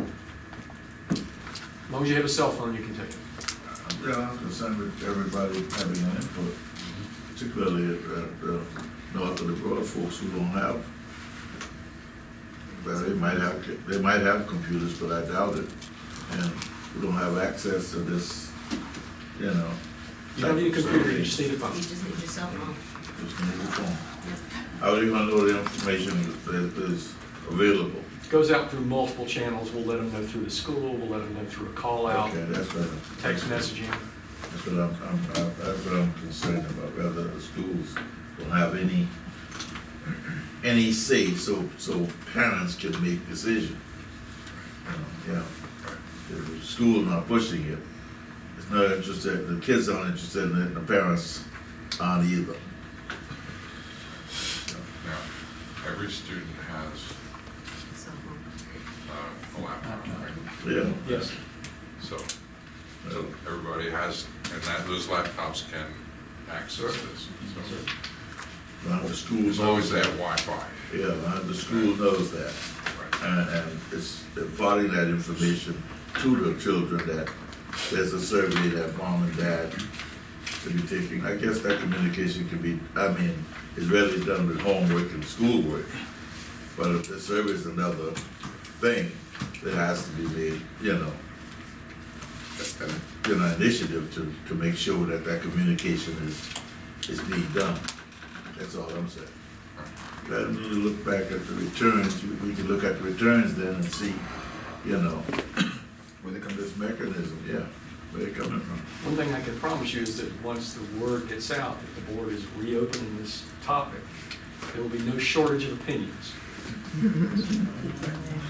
I'm happy to hear that. And You the got cities, others you're looking right, for more might money help for the bus drivers. get the word out. Okay, so the next step on this would be, Well, one thing I'm not clear about is about the students. Do we want to? oh, yeah, okay. Yeah, I would definitely support middle school through Middle and high? middle and high, and I'll tell you why, because in those town halls I went to the last go around, and a lot of students came there. A lot of students they said how they feel. They were very verbal, and they were verbal on their own. And so we have to. This also I want to get to when we give students some buy-in as well. Yeah, I like that idea, the civic engagement, Right. especially for the middle school students. Right. They might think somebody's actually asking me what I think. So that's where I'm at on that. I agree, I'm reluctant to survey elementary school students. Yeah, that's why I see. Yeah, that's why I see middle school. Middle and high I can go with, Yeah. and then, are there other, okay. That's good. And what's the next step? Just do it after Christmas break, do it in January. January. SIC, getting the word. In terms of, Well, I just think getting the word out, and they can be pretty creative in how they might support a school in getting some feedback, so. absolutely, all avenues. Well, like you said, I'm sure the paper will help us out with that. Yeah, I think that's the best formula right now. I'll make sure Ms. Jones knows when it's posted. I'm sure she'll ask me anyway, even if I don't tell her. SIC is in the groups of people, Not that much to do over Christmas break, y'all. That's what I worry about. No commotion. I'll be shocked if the results come back any differently than what would be predicted, which is the high school students want to start later, and the elementary school students want to start later, but there you go. But we have to give it a try. We have to give it a try to see if there's any cluster difference. All right. Anything else for on the survey? Every bus is 180 drivers, problem solved. Yeah, that's right. That's right. We could just hit the lottery. Do we buy lottery tickets for the school district? Be a good newspaper story, wouldn't it? No. All right, thank you very much. Your investment option. On your P card, this is a scratch off. No, they don't, you have to have cash. You have to have cash. Okay, and we're on to operations. All right, the easy ones first. The Beaufort High School entrance. This is just to kind of announce to you all, to make sure you're aware that the Beaufort County is going to do a community forum about the Beaufort High School Don't even entrance get me started on on the emails I January got. 8th. That's our normal operations day. So instead of having an operations meeting on that day, suggestion is to reschedule that so that members of the operations committee can attend if they wish the Beaufort County Forum on the Beaufort High School entrance. This is going to be a little different. If you remember a couple meetings ago, those of y'all that were here, the county engineers of the engineering company with the county came and did a presentation. This may be tweaked since then, but it is, for the most part, the same presentation. Do you have a time and place? It is, time. I have it at the Association of Realtors on 22 Kimmerlin Lane. Behind the BB&T building, The time. that's the way you find it. Okay. Oh, is that where your lid put me? Yep, that's where it means. And that's where they have that, it's just say Beaver High? So it's at 5 o'clock. So it's 5 o'clock at the Association of Realtors at 22 Kimmerlin Kimberlane Lane. Yep. 22. Behind the BB&T. So this is part of the penny sales tax for the road improvements, and they're improving the roadway access. What their main goal is to improve the light spacing prior to the intersection, and that impacts Beaufort High and its entrance, and so that's what they're going to be presenting. So that one's easy. Any questions on that? That is their goal. Yes, is the how they get the lights staggered, which means in the end the removal of the current light that is the light from Beaufort High School. It will be relocated and they'll redo all the drives as well. So that's They're gonna put a light at sunset. well, one option is sunset. Right, one option, so that somewhere in there they're gonna put a light, so that the high school light's too close. And the question we had the last time and Philip, and the answer was, who's actually gonna make the decision? So, we don't know, but we don't know the answer to that question. Well, at the end of the day, well, yes, because a lot of them impact our property and they have to get right away from us. So the board would have the authority to say no, we're not going to give it to you. Now, whether they would actually, I don't know if the county can condemn a school board, but anyway. They do all the time. So yes, there is some give and take there. It's not completely in the county's control. The board will have some say if it does come to right away on board property, which almost all of them will impact that. All right, that one's done. And that is what we'll plan to do. We will move the meeting so that Yeah, the committee can go to that. I think at the end of this, we'll need to look at schedule of future meetings and we'll talk about that then. The next one is actually a combination, I say, for PE 7.9, the review of school boundaries. We typically present what is called a 10-year plan, so that's the 10-year plan and capital budget. So I've invited Ms. Crutchfield, Carol Crutchfield, the planner for the district, to come and present what the changes are. Every year we try to improve the 10-year plan, and So far, we're doing it on an annual basis, and she's gonna go through just what some of the changes are in this year's plan. Right. So Carol? And right now, it's sort of still in draft form, and I say that because in going through and preparing what I wanted to talk with you about, I realized I left out the table of contents. So, but you should have this in board docs. So there are, like always, there are multiple sections. It starts with an executive summary. This year we've added a program section. Years ago we had a program section. We sort of deleted it over time. But we feel like it's important to put that back in because as we look at instructional programs, they certainly have an effect on facilities, how we use them, and so we want to make sure we're including some basic information of programs, Montessori, special ed, high-level topics on those. There is a demographic section. Let's see, I'll highlight a couple of things in that. Starting on the pages at the bottom of the page, Robin, 27, you will see, these are changes. This is just to highlight some of the topics that are in there. You'll see the enrollment charts, broken out by grade. Then we look at who's in the zone. Oops. I know. Right, in that area, here we go, in the demographic section. Most of this is pretty much the same as you've seen in past books. That's where that starts. This year we've always included information we've gotten from the county in terms of population trends. This year, the town of Bluffton, I will say, has done a phenomenal job lately in kind of tracking and projecting trends for their development agreements. And so we asked their permission to include information on that. And that starts on page 32. They kind of outline some slides we should show. And so we've included that in there as part of our conversation on monitoring the growth in the Bluffton area.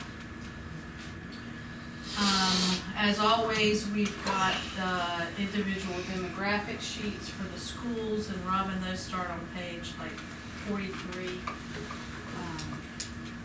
And a map in there of who's attending the school. That's what the green dots represent on the map. We've added a couple of items on those demographic sheets this year. There we go. All right, you can stop right there. And we'll talk about that little box on the far right that you're familiar with. We've got capacity. This year we added program capacity because that becomes the topic. We used the program capacity we last showed you all probably in 2018 when we had a conversation about that. So we're continuing to use that program capacity, show you what that usage is.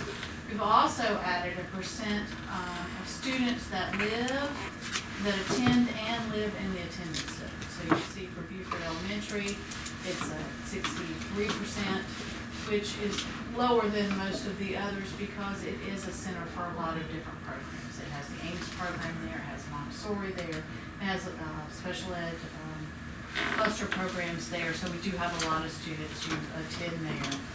As you can see from the net transfers, a lot of students come in there. General, before you Yes. go on, for the new board members, program capacity became important because when we were talking about rezoning, building capacity doesn't take into account special requirements for certain programs. Special ed. Like special ed. So program capacity seemed to be a more valuable measure than square footage or building capacity. And that's why that has become important. And we, in the section of this, facility section, later on, there's a conversation in there about the differences between program capacity, building capacity, and sort of how we calculate those. So that is in there, and Robert's. Yeah, I know, I'm dying to jump in on this, Okay. because that's exactly right. But we keep the capacity, because that's kind of the architectural design capacity of the building, and that, unless we're making major changes to the building or reevaluating them on something, that should never change. Because a conversation comes up in the past about numbers changing all the time, so that number should not change unless there's something done. Program Right. change. Yeah, Or now we program added, capacity or can we- change year to year to year to year, and that has an impact on the use of the building. So that programmatic capacity, you may see change every year, depending on how the building is being used and what programs are being built. So that's kind of the difference in what you should look for, and I agree with Mr. Sturgeon that programmatic capacity is actually a better indicator of how the building is being used, but it does change from year, can change from year to year. It is influenced by the principal. In the last CIP, didn't it say that any building that was 50% or under 50% capacity had to be looked at, right? You know, Those are within your guidelines. Right. Your- So which right. capacity is that one referencing? It's referencing the building. The building capacity, although we're just saying right now the program capacity is crucial. Right. Is maybe a better indicator of how the building is utilized. Correct. But we're sticking with the building capacity at So, but 50%? here's Right the now, thing this is- is in your, That's how it, your. because that's how we've almost measured everything in the past, because here, we have an impact on that. Programmatic capacity, let's just say special needs program, you could change how you administer special needs, which we've done, and impact, and you can make that, change that building and get it to the building capacity. You can't change the building capacity unless you add on or Or delete. You can't go over the building capacity with your program. Right. So, what actually, he's you saying, can. you can, And the way you can is that building can have special needs facilities in that building, and if you take special needs away and add regular classrooms where there's supposed to be special needs, then you actually just increase the capacity. That's an example of that's how, no building capacity is still. because that building was fixed number. designed to have Once you do special that. needs in there. Yeah. So there are special needs Yeah. classrooms counted in building capacity Right. if they were designed to be there. Exactly. Most every school has at least one, if not two or three. I mean, yeah, but it's set, and you can reset it, but it's still gonna be the building capacity once you reset it. Right. But all I'm saying is no programs in that building will ever extend beyond what the building capacity is. Well, we've No got matter how to you with the change it, program. in order to put a program in there, you gotta have already changed that building capacity if the numbers go beyond. I'm trying to get her to understand. I mean, you might I'm change, trying to get her to understand how the program capacity does not impact what does not have an influence on that decision about 50%. yeah, I mean, okay. maybe- Yeah. Right, Because okay, yes. program, it's still based on how many can be in there, and if we got 40% in there, any particular program, that building is underutilized. That's basically. But I guess one way that you could look at it is that you could have a building, let's just say, that is well under 50% capacity, because let's say it's some special program that the board wants to look at classroom size down to 10 students. So y'all have chosen to put 10 students in there, so maybe on the program capacity, it's pretty full, but on the building capacity, it's gonna be well below 40%, but or 50%, but that's your choice of how you're using that building. Because we ain't using it. Right. And we do Yeah. have examples of that, where Yeah. we've given extra funding to allow a lower student-teacher ratio in certain locations. That's right. That's a good point. That's a good example as well, right? And there are more of those in other schools, some schools and other I schools. mean, actually, good book, maybe, yes. I wanted to explain the non-geocode. You may or may not have heard this term that's been on there all the time. Those are the students that I couldn't place on the map for an address reason, whatever reason. Or they- McKinney-Vento? There are some of those. There are some that just have that's the McKinney That's event. McKinney Oh. Normal students. Sometimes it's just a terrible address, it's just bad data queuing. And I couldn't figure it out, or it's too similar to another one, so there are always those, they're always less than 2%, but there are some at almost every school that we can't locate. And it actually can be a teacher's child who lives outside of our district, because what I map to is the county's address points. So it actually puts it right on top of their little house, on the map. So if they live in Jasper County, they're allowed to be here because they're a student, a teacher's child. But they won't come on my map because it's in Jasper County. You said that number is always below 2%? Yes, yes. District-wide, I think I got it at 1.2% that could not be geocoded. But even amongst each individual school, it's almost always less than 2%. Speaking of that too, who's tracking, in particular, I'm kind of new to this, who's tracking what the students in and out of zone?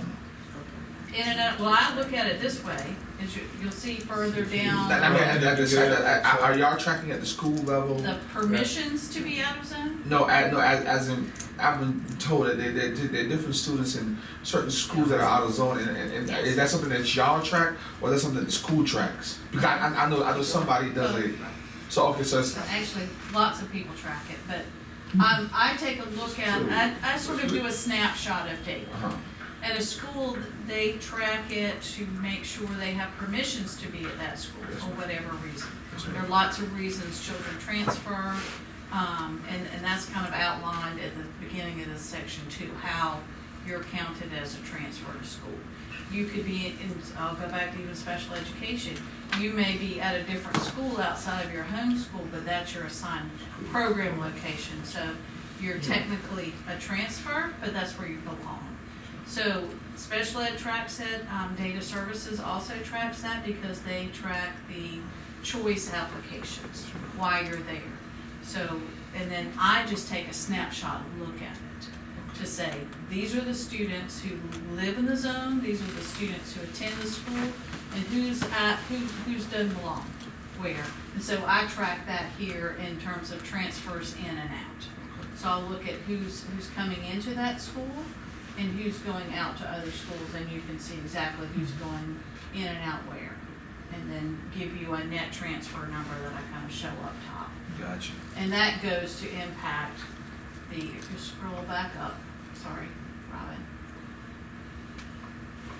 to look at projections. So I do projections of resident students, and that is done really at a neighborhood level and then grouped up. So I look at every neighborhood and how much it's grown in the past 5 years with the geocoded students, and then project that forward. So, our projections are really based on zone and not attend. So we get the total for projected resident students, and then we look at, well, we've got all these transfers, what effect does that have on the projection going forward? So then you have that choice effect there with your projection.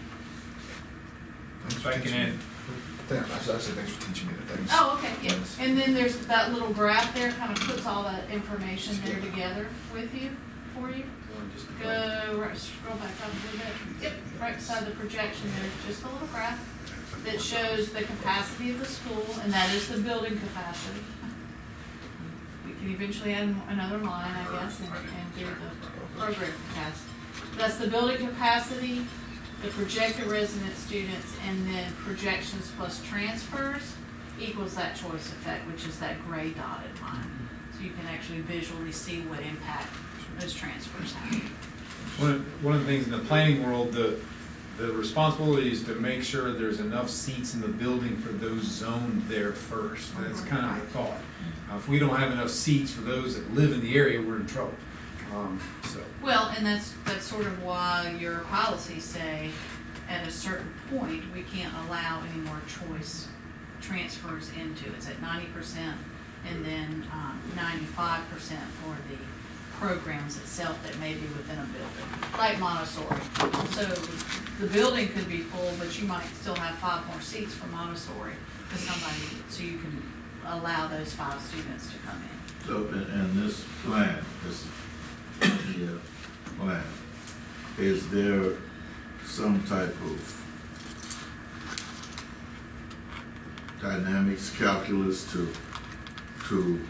infuse our programmatic differences where our capacity building-wide might have to be 25% more than than the real capacity of the district because of choice and all the other programs that's gonna be underneath?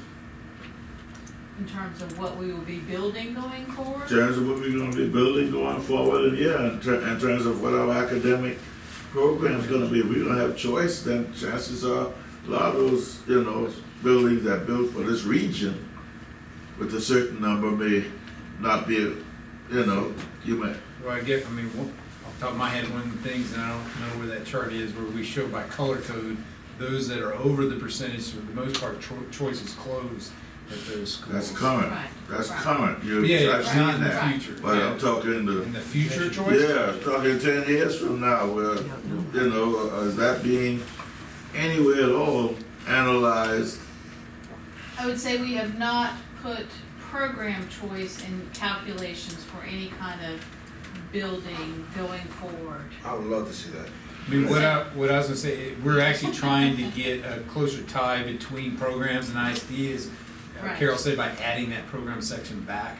So maybe a future thing is looking at what are we anticipate future programs gonna be. Yeah, that's what that's the kind. We sort of did it with the mobiles, I think we put a programmatic in there as well. Future? Future needs.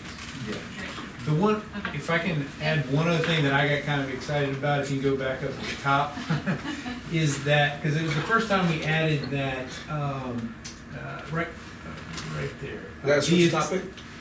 On the right, Is that a switch topic? What's that? Is that switch topic from that conversation we just having? No, Okay. switching, I'm sorry. Okay, look, go ahead. Got a question, but go ahead. Okay, one thing that I thought we were moving on, so I just wanted, that attend live in the zone, the 63. When you're talking about high school, this is the first time we put that up there, and we've actually pulled that out. And so we looked at the high schools, and one thing that I thought was very interesting, so what high school do you think has the most attend that lived in the zone? Anybody have a guess? No, actually it's Hilton Head High School. Hilton Head High School has the most, and that just shocked me. We always Why would hear. that shock you? It's all reality. Because we always. Well, but we always hear about how Hilton Head, there's a concern about everybody coming from Bluffton, but when you look at it, Hilton Head had the highest number that live in the zone, and then the lowest, anybody guess what the lowest was? Will Branch. It is.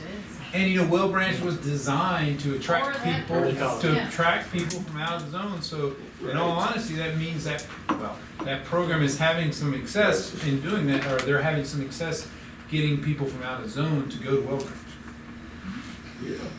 So so I thought that was kind of powerful But information. that also Look at begs to follow up on my question, because Hilton Head has a choice program, right?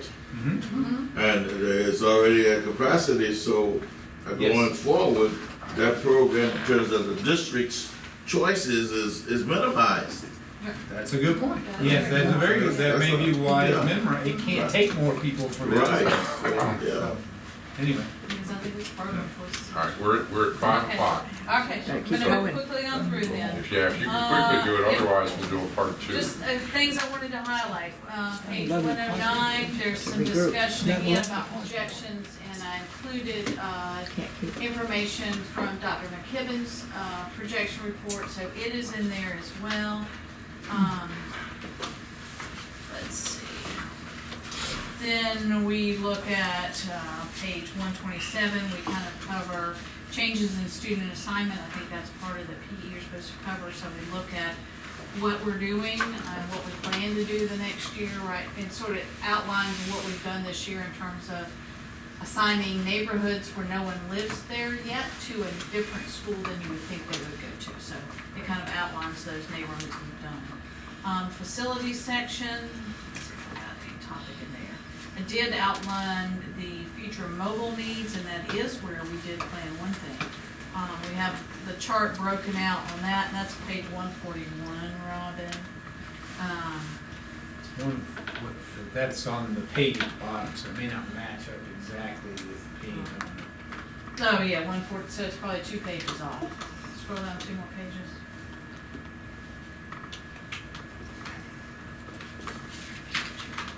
Yes, 2 pages off. Low capacities. Keep going, yep, your total needs right there. So, the left side gives you based on building capacity for both zone projections and the choice effect. And then there's a similar table right below that that's based on the programmatic capacity with zone and the choice effect for programmatic capacity. So we've looked at it lots of different ways to show you what the differences can be in how you look at the projections themselves and the capacities themselves and what impact that can be in classrooms. So that gives you kind of that look at what you're talking about, Mr. Gamble. Yeah. In trying to look at future facility Yeah. needs The in more those multiple ways. mobile numbers go up, the more we need to be thinking about. Right, new and mobiles buildings are and just more talking buildings. about classrooms, Yeah, not talking right. about the other support Exactly, services that right. go along Right. with when you're adding Right. lots of more classrooms, so. I think I've only got one more thing to, we just included a little section talking, to include review of the community project review committee to capture that and make it as part of our historical documentation and the referendum is in there as well. Your capital improvement plan, is, we did delete the, we always had a separate little summer program list. We didn't include that, because really it was a duplication of what was already on there for the fiscal year, so we just included one long fold-out capital improvement plan list on there, and that total number is 242 million or something. 200, right at 248 million. Which in past years has been well over 400 million. That's a 10-year plan, so you're more closely in line to $20 million a year. But this is kind of the first step, of course, in what will be the review. What's that? Is it 10 or 5? 10. That's a 10-year plan. So this is kind of the first step in the CIP approval. We've submitted that. The project list, we'll have to bring it back to the operations committee between now and May to kind of finalize what the projects will be for summer 2021, FY 2022. So we start looking at that and get your ideas of what projects, I think the number for next year right now is at about 35 million. So we're going to have to work to bring that 35 million down to 20 million. Of course, you had the St. Helena Gym on here discussed. Of course, St. Helena Gym is in the CIP for 2021. That conversation really about the inclusion will come as we work, or can come as we work towards the approval of that in May. I think what we were looking for, you all want to have time to look at this again and discuss it one more time before we finalize it and you present it to the board? Kind of what do you want our next steps to be before we get, the other thing is before we get a print. I think we need some time to digest it. And it is in Board Docs. The link is in Board Docs, so everyone can go page by page what they want. And I will. Grab Board Docs, look through it. Table of contents too. The next time we review it, we should hopefully have questions prepared ahead of time that we can get to you ahead of Yes. time. Yes. To try to minimize the number of questions we're gonna have when we go to the board. Do you want us to print it before that, or do you want us to wait until you've after? I would think we could wait. It is a major, once we print it, we don't want to do that twice. Right, they're So, too I expensive to understand. print. I wouldn't want you to do that either. Right.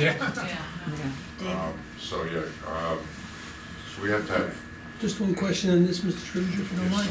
Is it possible for the community or anyone who wants a copy of that document once it's completed, even if there's an associated charge, whatever it costs the district to produce, Is that a possibility? So in past times, what we've done, of course, we'll put it, as soon as we go to print, we'll also put it on the website, so Yes. it's available to anybody download and print. Not, but if And you when- want a hard copy, what I'm saying is if I want a hard copy, because Right. sometimes it's hard to When have we it on. send it off to, typically it's MERS, we can provide you what that cost is, and you can either pay them directly, or let you know they have it, and you can run it off in a different factor. Every time we've offered that, no one wants to pay it, because we do get the nice ones that are laminated with the divider. Well, I want the nice ones that are laminated, We- and we I'll, can- I'll pay for it, whatever it costs the We- district. we can- Just get one extra printed, you have one order, I'll sign it. Well, the Right? easier You can get a thing, Groupon. in all honesty, the easier Do I thing, get a fancy Yes. copy? Yes. all Is your board, All board board member? members get a You can have fancy mine. copy. Can I have yours? Yeah, because I can look at it online, I have no problem. so, but what we will do is Don't let we you. make an extra copy just in case? The easier thing is just let you know it's at MERS or wherever it is, and you pay them and just have them give you a copy. That way we don't have to deal with money or anything like that. You can go to MERS directly and just buy it. There's no, that's how we've done Yeah, it. yeah, not me.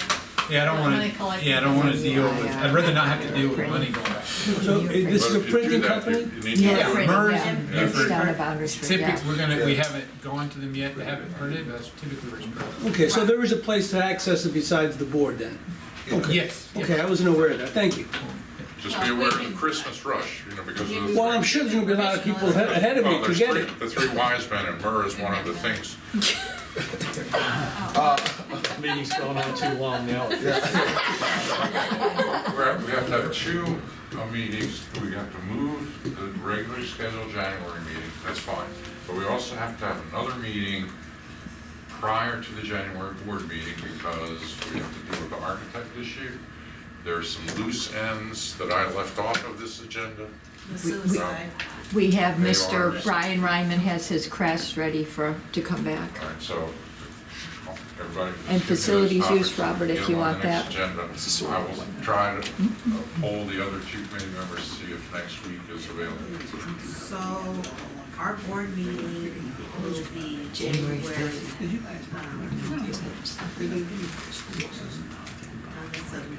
January 7th. So when you're saying have a meeting prior to the January 7th, that's the meeting next week. Yes, ma'am. All right. And And I- you, That's what I'm when you gonna all try want to to be do. available next week. What he's gonna do is he's gonna contact me and he's gonna contact me and Mrs. Dowling. He's gonna get back with you and let you know when that date will be.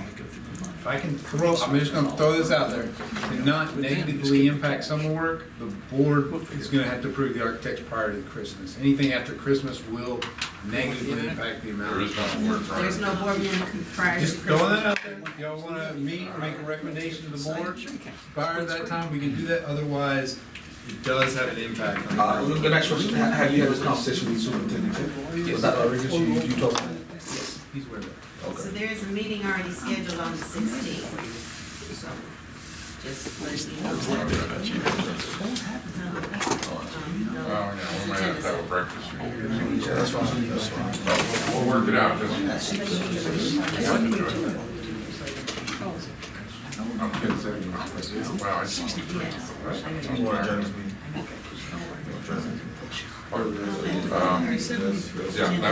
that was all I wanted to communicate, so. So I moved that when we it- adjourn. we have to pick the second date, since we're moving the January 8th meeting. When's the second one in I January? don't know, Are I'll you check, away? I'll check these two. That doesn't have the urgency. Correct, to and have it then before next the board, week. so. I make a motion that we adjourn. Who will? Then it's done.